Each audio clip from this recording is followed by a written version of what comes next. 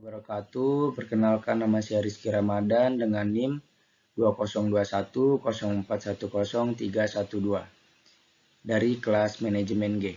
Di sini izinkan saya mempresentasikan tugas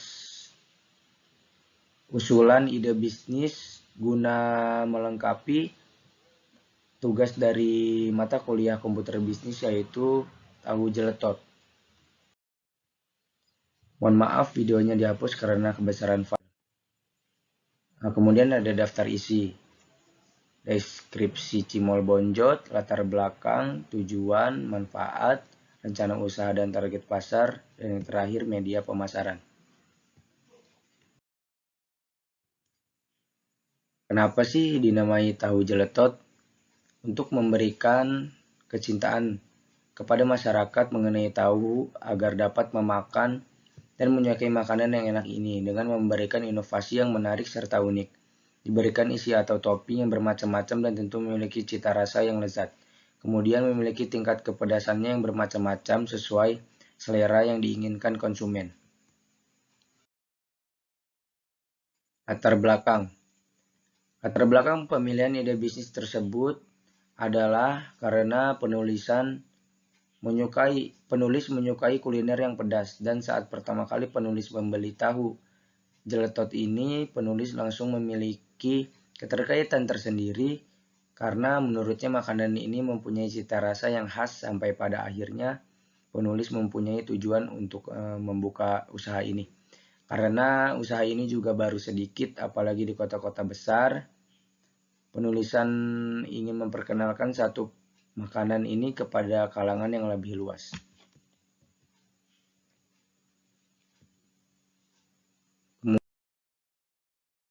Kemudian tujuan. Yang pertama yaitu dapat membuka cabang tahu jeletot lainnya di seluruh kota besar di Indonesia. Yang kedua, dapat membuat usaha tahu jeletot ini menjadi usaha berjenis franchise sehingga dapat membantu para pembisnis muda untuk memulai sebuah bisnis. Yang ketiga, menjadi usaha makanan yang dikenal oleh banyak orang sebagai makanan khas Indonesia. Kemudian ada manfaat. Manfaat yang pertama yaitu bagi perusahaan, hasil penelitian dapat digunakan sebagai bahan masukan mengenai ide bisnis tentang tahu jeletot. Yang kedua, bagi fakultas, hasil penelitian ini dapat digunakan sebagai bahan referensi dan sebagai pembanding untuk penelitian sejenis lainnya. Dan yang ketiga, bagi peneliti, hasil peneliti ini dapat digunakan sebagai bahan perbandingan antara teori-teori yang telah diperoleh di bangku kuliah dengan kenyataan yang sebenarnya di dalam dunia bisnis sehari-hari. Selanjutnya, rencana usaha dan target pasar. Yaitu yang pertama, rencana usaha. Produk tahu jeletot nantinya memiliki ciri khas terhadap cara pengolahan yang berbeda karena merupakan resep khas tersendiri. Usaha bisnis kuliner tahu jeletot yang ini juga memiliki keunggulan dalam cita rasa khas yang tidak dapat ditemukan pada toko lainnya. Yang kedua, ada target pasar. Target pasar untuk makanan ini adalah dari kalangan remaja sampai orang tua, terutama kaum milenial yang sangat suka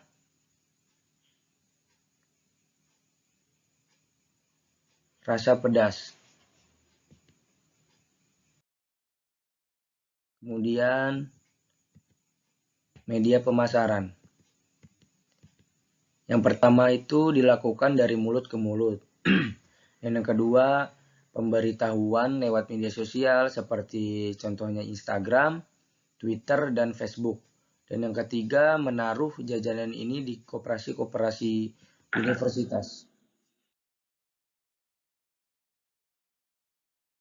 Sekian dari saya. Wassalamualaikum warahmatullahi wabarakatuh.